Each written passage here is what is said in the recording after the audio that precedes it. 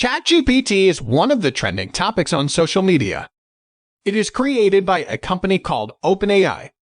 In just 10 days since its launch, it has crossed 1 million users.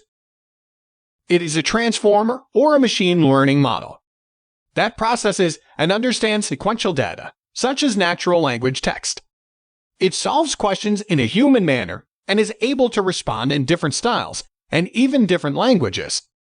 ChatGPT is trained on a massive data set, so it can respond to a wide array of questions and deliver a variety of tasks, such as writing codes and finding out bugs in codes, writing essays and articles, and even job applications and academic papers. It is currently free. You need to sign up from this website, openai.com, with an email and phone number. If you like this video and want to get more useful ideas in different fields of life, then like and subscribe to our channel.